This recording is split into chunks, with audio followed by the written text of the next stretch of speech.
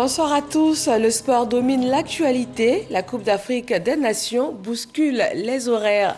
Nous sommes heureux de vous retrouver sur RTI 1 après les rencontres footballistiques de ce jour. À la une, la présentation du projet de la commune d'Abobo pour la formation des jeunes, un centre de formation au métier de la mécanique automobile. C'est un garage école. Il s'inscrit dans le cadre de l'emploi pour les jeunes.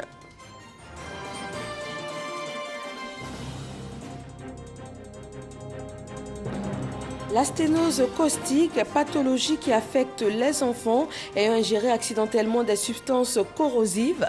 Pour les remettre d'aplomb, une intervention chirurgicale est nécessaire. Ce sont ces soins onéreux que l'hôpital Mère-Enfant de Bingerville et l'ONG française La Chaîne de l'Espoir offrent pour la 5e édition à 13 enfants. Le Mali sanctionné par la CEDEAO à l'issue du sommet de dimanche dernier. Fermeture des frontières de ses États membres avec le Mali, sanctions économiques, des décisions qui ne sont pas au goût des autorités de transition maliennes. Le décryptage du volet économique de ces sanctions dans le dossier EcoPlus. Et puis bien sûr la CAN 2021, le point de cette 3e journée. La première rencontre a opposé l'Algérie, tenante du titre à la Sierra Leone, qui s'est contentée d'un nul face au Lion Star.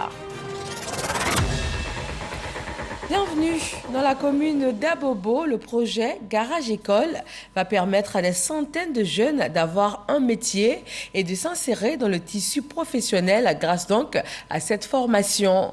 Le centre de formation au métier de la mécanique automobile a été présenté au premier magistrat de la commune, Kandia Kamara. Voyons cela avec Abou Sanogo.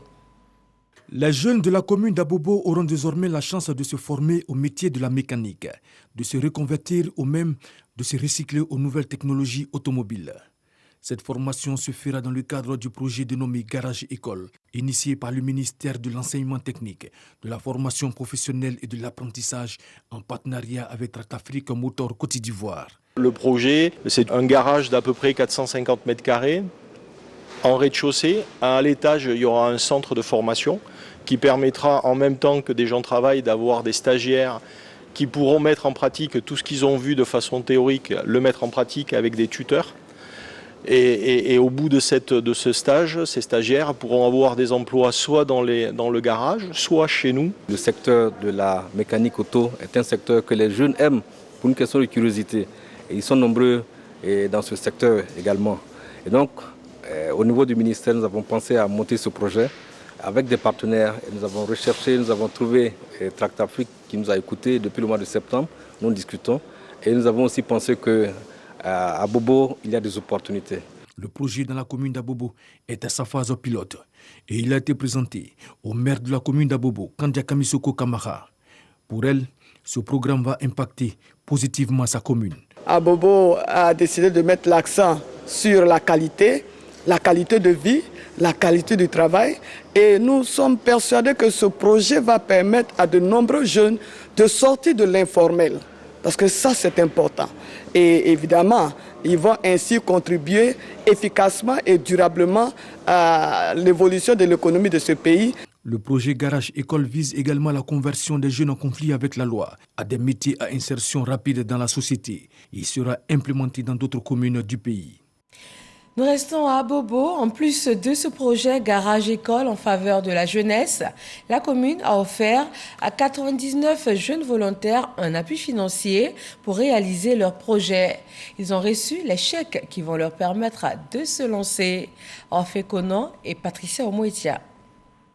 Ces jeunes ont participé aux activités d'assainissement de la commune d'Abobo.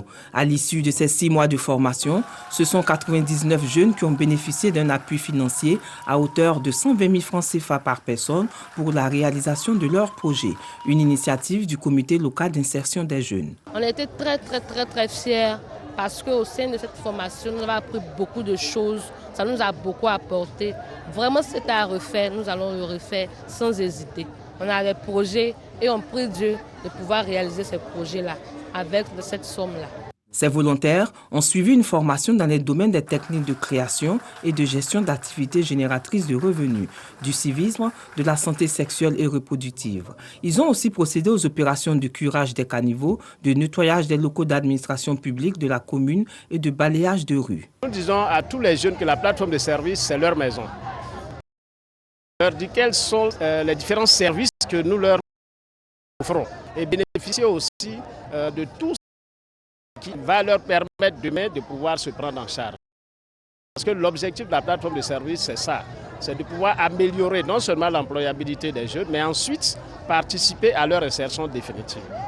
Servir sa commune, servir son pays, des valeurs que les autorités municipales s'évertuent à inculquer à la jeunesse d'Abobo, qui n'a pas hésité à lui prouver qu'elle les a bien assimilées à travers cette formation. La jeunesse ivoirienne est également au cœur des activités de U-Reporters, une plateforme qui leur permet de s'exprimer, de donner leur opinion et de relayer leurs actions. U-Reporters, un projet de l'UNICEF appuyé par le ministère de la Jeunesse, a aujourd'hui 10 ans. 3,3 millions de jeunes et adolescents de 35 localités de la Côte d'Ivoire en font partie. Noël Dagnogo et Alvorassa. 10 meilleures U-Actions adolescents et jeunes, 10 meilleures photos, 3 meilleures communautés ayant réalisé le plus de recrutements ont été récompensés pour l'engagement et l'innovation lors de la campagne U-Report 1 pour 10. Les lauréats ont reçu des ordinateurs portables, des smartphones, des t-shirts et bien d'autres présents.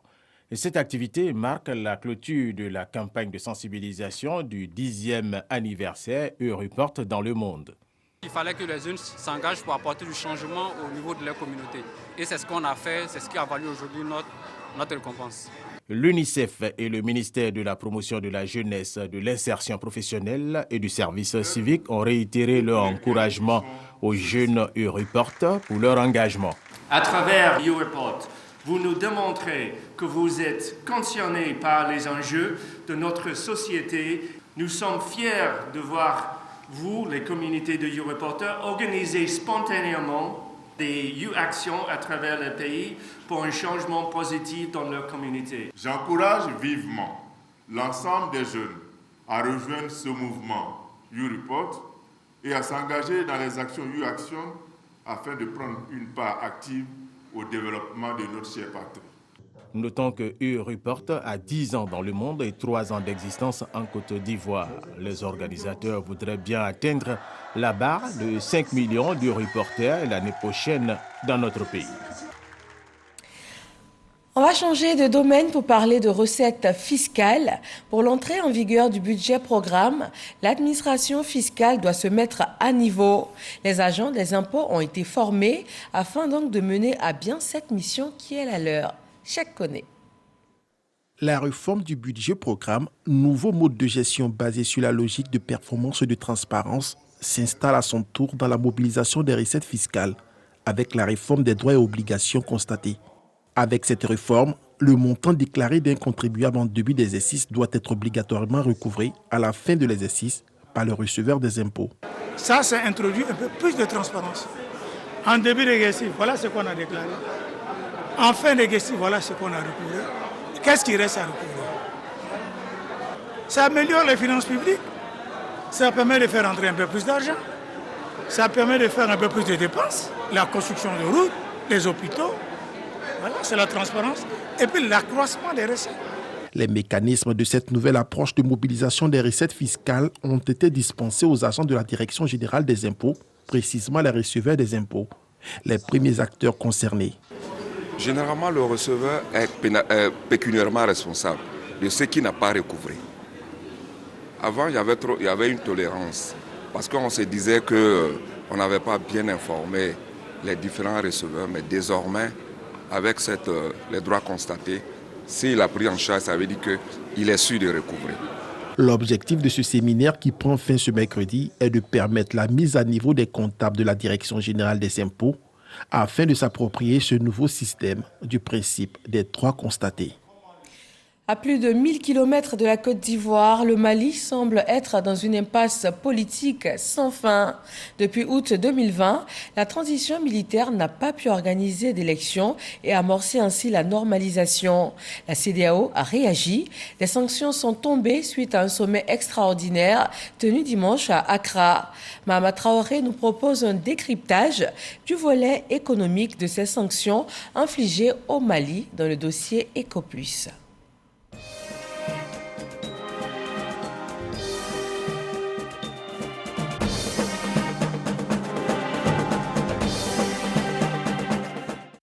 Ce qui était redouté arriva. Depuis ce dimanche, la CEDEAO, Communauté économique des États de l'Afrique de l'Ouest, a placé le Mali sous un régime de sanctions économiques et financières, réagissant ainsi à la volonté de la junte au pouvoir de conduire une transition de 5 ans à la tête du pays. Suspension de toutes les transactions commerciales et financières entre les pays de la CEDEAO et du Mali. Le gel des avoirs de l'État de la République du Mali dans les banques centrales de la CEDEAO. Le gel des avoirs de l'État malien et des entreprises publiques dans les banques commerciales des pays de la CEDEAO. La suspension de toute assistance et transactions financières en faveur du Mali par les institutions de financement de la CEDEAO, particulièrement la BIDC et la BOAD. Pour parvenir à de telles sanctions, la CEDEAO a dû compter sur le soutien de l'UEMOA, Union économique et monétaire ouest-africaine, ce qui a favorisé la décision de fermeture des guichets de la BCEAO, Banque centrale des États de l'Afrique de l'Ouest, au Mali, membre de la zone franc. Concrètement, ça veut dire que le Mali n'aura plus d'argent, de ressources pour acheter, pour payer ses importations. Un pays importe et pour ses importations, il faut acheter. Le Mali ne pourra plus bénéficier de crédits, de prêts au niveau des banques, au niveau de la BCEAO, ça sera terminé, c'est gelé. Il va y avoir une incidence sur le quotidien des populations, étant donné que les banques commerciales à l'intérieur du Mali ne pourront pas fonctionner correctement. Toutes les transactions extérieures, pas que les transactions publiques d'ailleurs, toutes les transactions à l'extérieur du Mali via les banques commerciales vont être fragilisées naturellement par ces dispositifs. Concernant la suspension des transactions commerciales et financières, elle est aussi lourde de conséquences pour l'économie malienne, même si les produits alimentaires de grande consommation, pharmaceutiques, pétroliers et l'électricité sont épargnés. On parle de grande consommation, mais comment ça va se faire si les avoirs du Mali sont gelés? À moins que la CEDEAO, l'UEMOA, les chefs d'État se retrouvent pour analyser les transactions, les sanctions financières. Il faut savoir que le Mali, c'est à peu près 1000 milliards d'importations des autres pays, notamment de la Côte d'Ivoire et du Sénégal, vers le Mali. C'est essentiellement des produits dérivés du pétrole. C'est aussi un petit peu d'engrais, surtout en provenance de la Côte d'Ivoire. Donc c'est tout un tas de biens qui ne vont pas être vendus par ces pays-là. Le Mali exporte beaucoup de bovins, par exemple, dans la région, au Sénégal et en Côte d'Ivoire, mais aussi dans d'autres pays de la région. C'est aussi quelque chose qui va probablement avoir un impact sur le coût, le prix de la viande, par exemple, en Côte d'Ivoire et au Sénégal. L'autre enjeu de ces sanctions, c'est que le Mali n'a pas d'accès direct à la mer. Ses échanges avec le monde transitent pour la plupart par la Côte d'Ivoire et le Sénégal.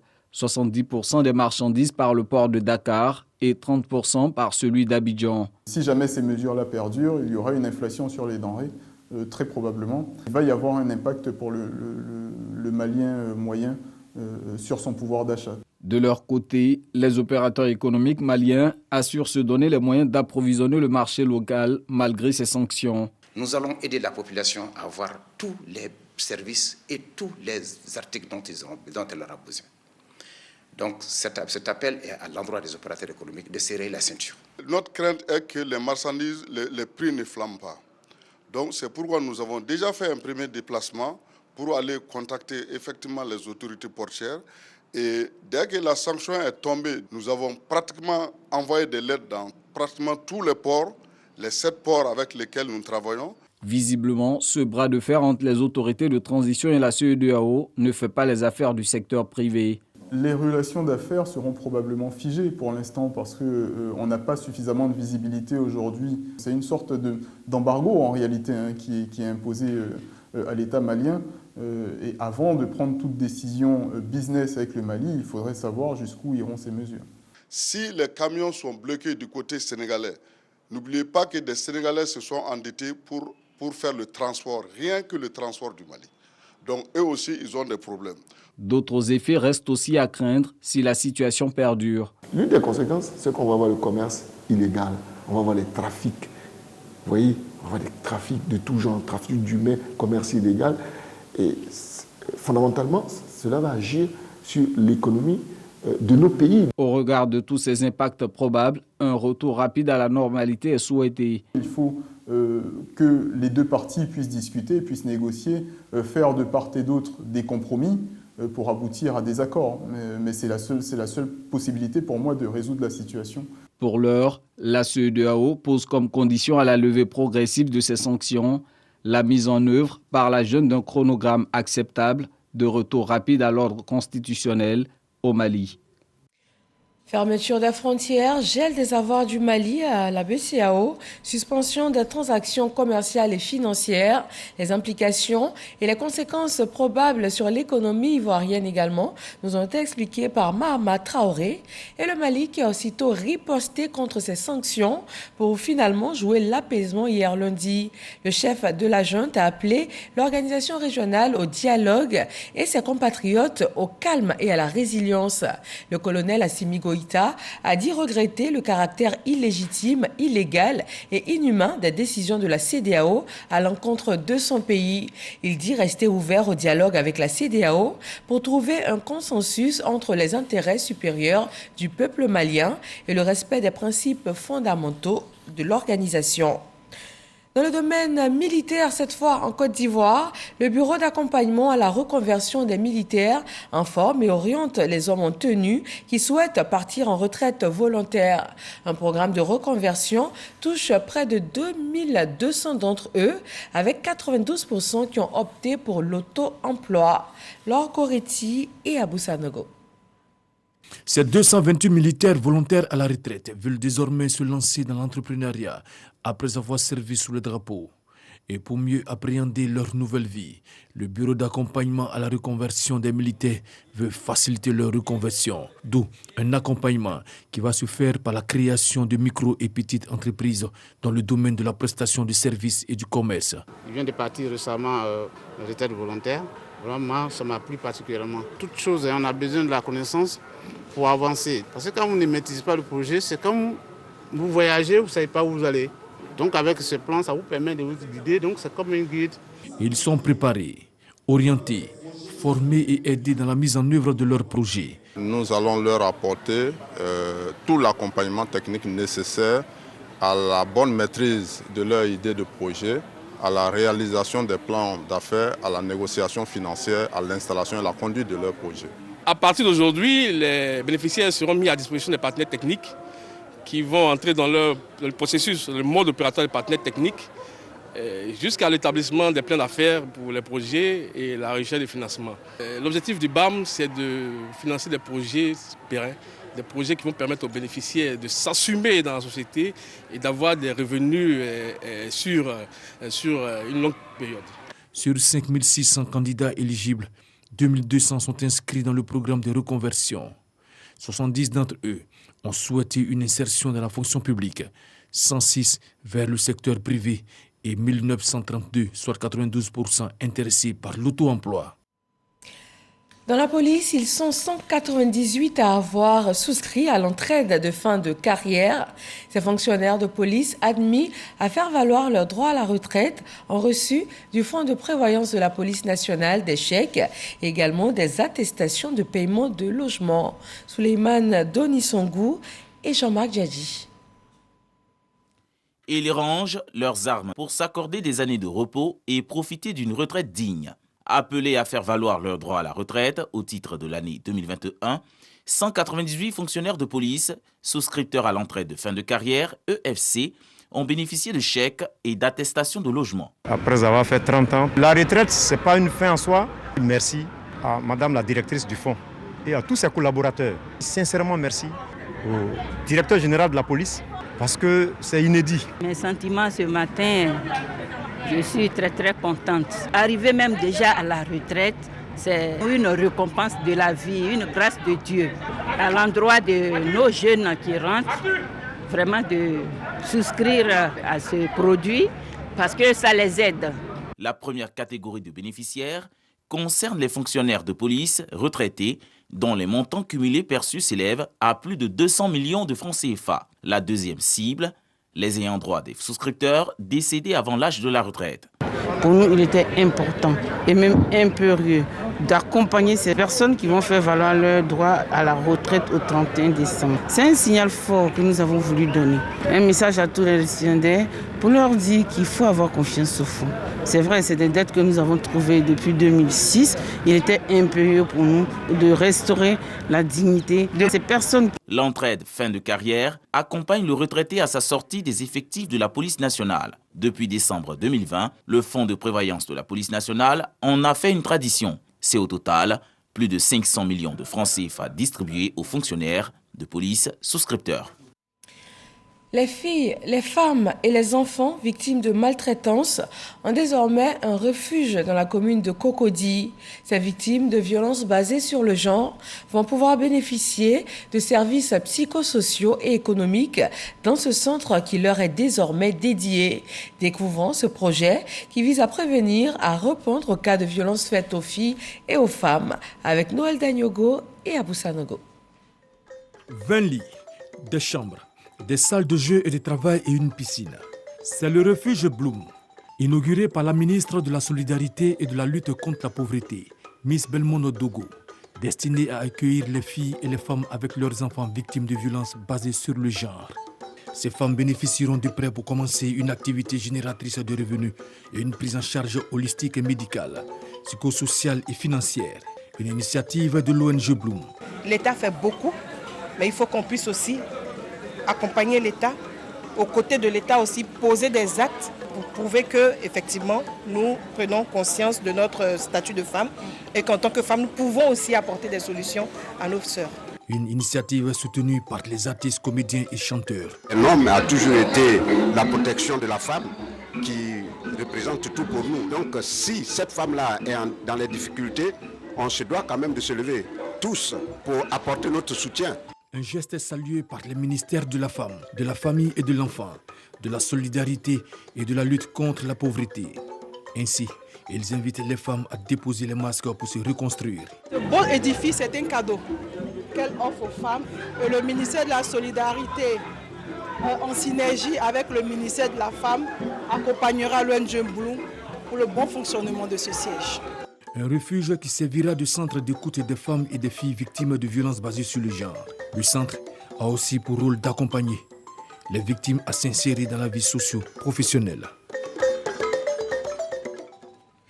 Des violences basées sur le genre qui touchent une bonne frange de la population féminine en Côte d'Ivoire. L'État et les organisations non gouvernementales mènent la lutte contre ces fléaux et c'est aussi le cas contre la Covid-19 qui continue d'endeuiller le pays. Le dispositif de riposte sanitaire reste en place en Côte d'Ivoire. Faisons le point pour ce 11 janvier.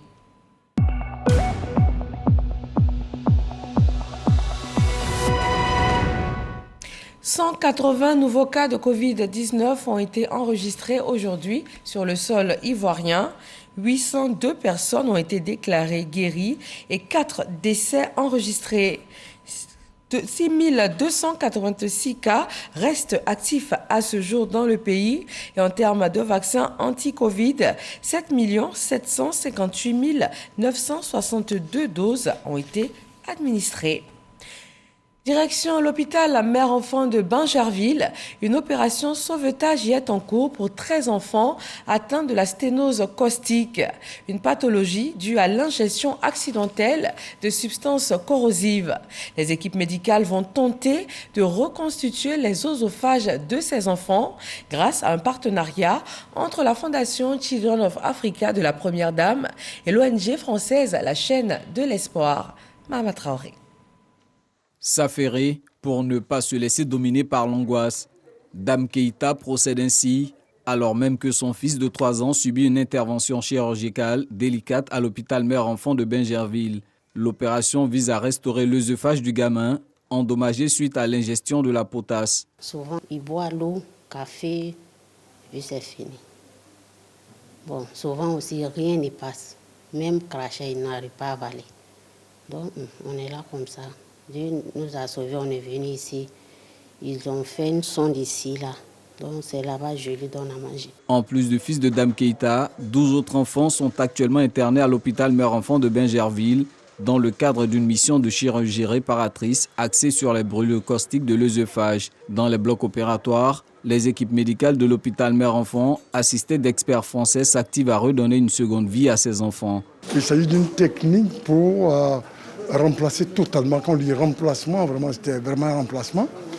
D'autant plus qu'on enlève l'œsophage malade et on le remplace par un greffon colique de l'intestin, du gros intestin comme on dit. C'est une opération qui est lourde, qui est longue aussi, qui dure plusieurs heures, 5-6 heures probablement, mais pour lesquelles il y a très bonne chance de succès. On a suffisamment d'expertise maintenant pour que ça se passe bien, qu'il y ait le moins de complications possible. Cette mission de chirurgie pédiatrique en est à sa 5e édition. Elle est le fruit d'un partenariat entre l'ONG française La Chaîne de l'Espoir et la Fondation Children of Africa de la Première Dame Dominique Ouattara à travers l'hôpital mère-enfant de Bingerville. Aujourd'hui, nos équipes arrivent à travailler correctement, donc arrivent à opérer en toute sérénité ces enfants, sans l'aide extérieure. Je crois que c'est le but qui était recherché. Donc le transfert de compétences, de telle sorte que nos équipes, avec tous les équipements que nous avons, puissent être réellement opérationnels pour pouvoir prendre en charge ces enfants. Depuis 2019, ce sont au total 61 enfants qui ont été pris en charge gratuitement par ces missions de chirurgie réparatrice. Le taux de réussite avoisine les 98%. Dans le domaine agricole, pour faciliter l'évacuation de la production, l'Intercoton, organisation interprofessionnelle agricole de la filière, s'investit dans la réalisation de pistes dans le bassin cotonnier ivoirien. À chaque campagne, ce sont plus de 500 millions de nos francs qui sont investis afin de réhabiliter et ouvrir de nouvelles pistes. Sarah Corona. L'évacuation de la production cotonnière est souvent confrontée au mauvais état des pistes villageoises. Pour relever ces défis, depuis 2018, Intercoton, organisation interprofessionnelle agricole de la filière coton, investit dans la réalisation des pistes. Ce sont plus de 1600 km de pistes construites en 4 ans. Le PSAC a réalisé au niveau du bassin cotonnier plus de 500 km de route en termes de réhabilitation et entretenu 1600 km de route. Donc le PSAC est fini à partir de 2018. L'Intercoton, à son sein, la cellule infrastructure, a décidé de prendre cette activité qui est la réhabilitation et l'entretien des pistes. Chaque année, Intercoton investit 50 millions de francs CFA pour réhabiliter et ouvrir de nouvelles routes, construire des ponts dans le bassin cotonnier.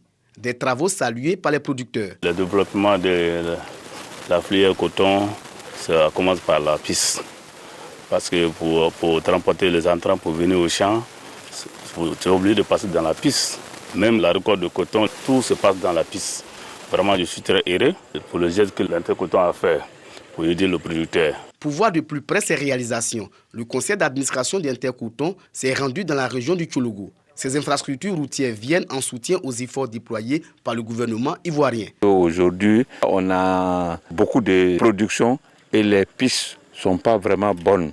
Donc on a initié de prélever quelque chose sur le CVO et pour pouvoir aider les sociétés cotonnières pour pouvoir faire les ouvrages des pistes. Depuis sa création en 2000, l'organisation interprofessionnelle agricole de la filière coton a permis à l'or blanc ivoirien de faire un bond quantitatif. Avec 120 000 tonnes de fibres de coton produites en 2000, la production est passée à 550 000 tonnes en 2021.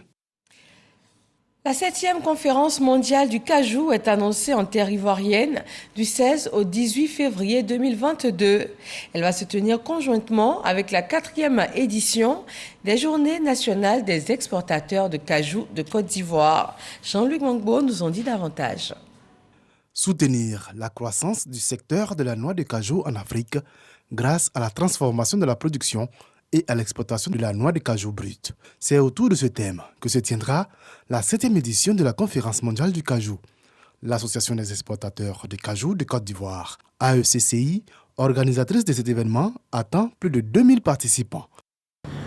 Notre vision est de valoriser et rendre plus compétitive la filière anacarde et aussi soutenir la transformation industrielle de l'anacarde et aussi soutenir par la transformation industrielle de l'anacarde notre économie en encourageant les acteurs et autres investisseurs à s'y intéresser. La conférence mondiale du cajou, qui sera couplée aux Journées nationales des exportateurs de cajou de Côte d'Ivoire, sera marquée par des actions sociales comme aux éditions précédentes. Pour le volet social de la dernière édition, la Convention a retenu le département de Sinématiali pour la construction de sa deuxième école primaire. Après celle de Kong, précisément dans le village de Tiéminé, elle construite après la première édition. Toutes ces écoles sont aujourd'hui fonctionnelles pour le bonheur des enfants des paysans. La dernière conférence mondiale du cajou qui s'est tenue en 2020, également en Côte d'Ivoire, a pu enregistrer la participation de plus de 2500 personnes venues de 37 pays. Comme retombée de cette édition, on note l'installation de 5 nouvelles unités de transformation de cajou déjà fonctionnelles à ce jour et plusieurs autres en cours d'installation. On parle de développement humain. Un concours national vient de voir le jour pour promouvoir l'art oratoire. Il s'agit d'apprendre aux jeunes à prendre la parole en public et à mener des débats constructifs. Ces équipes sont en lice. Isaïo. Promouvoir les débats pour en faire un moyen d'éclosion des talents d'orateurs et un canal d'éveil des consciences. Le concours national, les grands débatteurs, s'est assigné cette mission du développement du capital humain. En 1450, nous avons assisté à l'invention de l'imprimerie avec l'allemand Gutenberg. Et avec cette invention, nous avons assisté à un boom livrex, à un boom des livres. Aujourd'hui, avec les réseaux sociaux, nous nous sommes rendus compte effectivement qu'avec les médias et les réseaux sociaux, nous prenons non seulement moins de temps. C'est un projet inédit qui nous permet de faire profiter de notre expérience à la communauté nationale, qu'il s'agisse des jeunes, des étudiants ou des cadres, de ce que nous avons appris en termes de leadership et en termes de techniques de communication. Tout ce qui porte sur l'émulation de la jeunesse est déjà très important. Aujourd'hui, nous devons transmettre à la jeunesse ce que nous avons appris. Et ce concours s'inscrit, à mon humble avis, dans ce cadre-là.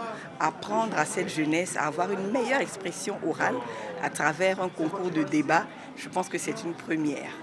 Pour les concurrents, la lucarne offerte est une aubaine pour valoriser l'ivoirien nouveau. La jeunesse a maintenant l'occasion de parler, l'occasion de prendre la parole à la vérité. Voilà ce que représente le concours pour nous. Une occasion, une aubaine même pour la jeunesse de dire ce qu'elle pense. Pour débattre, il faut apprendre. Pour débattre, il faut apporter quelque chose. Et c'est dans cette dynamique que jeunes, pluridisciplinaires, nous avons décidé de se mettre ensemble et conquérir pour apporter notre point de vue, mais en même temps profiter pour apprendre. 16 équipes sont en compétition pour cette première édition du concours national, les grands débatteurs, dont la finale est prévue le 9 avril 2022 à Abidjan. Et quand certains apprennent à manier le verbe, d'autres exercent leur plume.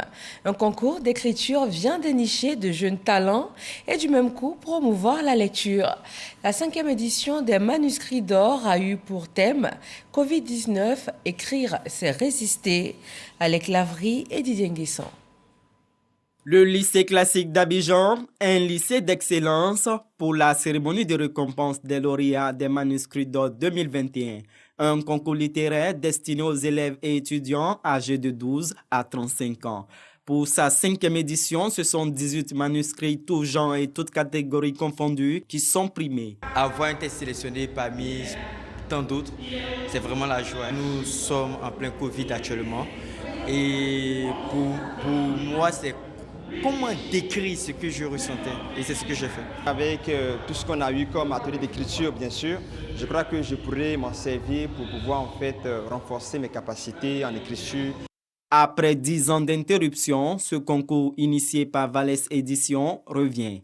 Au titre des innovations, un atelier d'écriture. Le message, c'est de demander aux jeunes des lycées et collèges, des étudiants et tous les jeunes, tous les Ivoiriens en général, de faire en sorte que le livre soit leur ami, de lire. Parce que c'est le but de cette activité, lire, lire et lire. Parce qu'en lisant, on se construit, on apprend et puis on devient meilleur dans ce qu'on fait. Depuis la 4e édition, comme le stipule le règlement, les délibérations du jury comptent pour 60% des votes et le vote du public pour 40%. Ce dernier vote a débuté le 11 novembre dernier et s'est achevé le 10 décembre 2021. De la littérature, nous passons au football, la vedette actuelle sur le continent africain. Pour cette 3e journée de la Coupe d'Afrique des Nations au Cameroun, l'Algérie, tenante du titre, a été tenue en échec face à la Sierra Leone. Match nul, aucun but inscrit lors de cette rencontre. Arsène Kouassi et Essojean nous en font un résumé. L'Algérie perd ses premiers points dans cette 33e édition de la Coupe d'Afrique des Nations de football qui se déroule au Cameroun. Tenante du titre, l'Algérie a dû se contenter d'un nul pour son entrée en lice dans la compétition. Les Fennecs ont été surpris par la formation des hommes de John Kester. Opposé à la modeste équipe de la Sierra Leone, Riyad Mahrez et ses équipiers n'ont pu inscrire le moindre but. Faute au jeune portier des Leon Stars, Mohamed Kamara, qui a enrayé toutes les velléités offensives des Algériens. En seconde période, d'abord Yassine Brahimi, puis c'est au tour de Riyad Mahrez d'être mis en échec à 2 reprises. 0-0, score final. Les hommes de Djamel Belmadi seront attendus dès dimanche pour leur 2e sortie face à la Guinée équatoriale. Deuxième rencontre du jour, les Égyptiens ont entamé leur compétition par une contre-performance face aux Super Eagles. Le Nigeria a su se montrer plus agressif et dynamique sur l'ensemble de la rencontre. Score final, 1-0 pour le Nigeria. Pour son entrée dans la CAN 2021, le Nigeria s'offre une victoire dans le choc face à l'Égypte, 1-0. Dès le début de la rencontre, les Super Eagles montrent plus d'envie et d'allant. Sur le côté gauche, l'attaquant du FC Nantes, Moses Simon, crée des misères à la défense égyptienne par sa vitesse et ses débordements. Servi par Joe Haribo, il manque la première occasion de la rencontre. Les Nigériens sont récompensés à la demi-heure grâce à un super but de Kelechi Iheanacho. L'attaquant de Leicester reprend le ballon d'une superbe demi-volée dans l'axe à l'entrée de la surface. Pour Haribo avec Iheanacho! Quel but! En seconde période, la physionomie du match reste la même.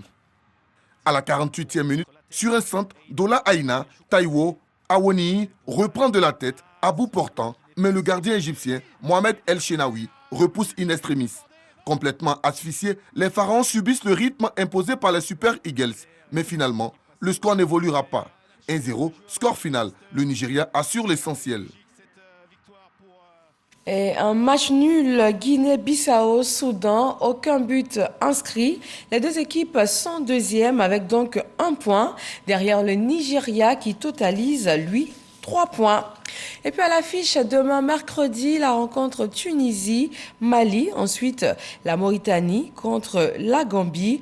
Et pour terminer la journée, l'entrée en scène des éléphants de Côte d'Ivoire qui vont affronter la Guinée équatoriale.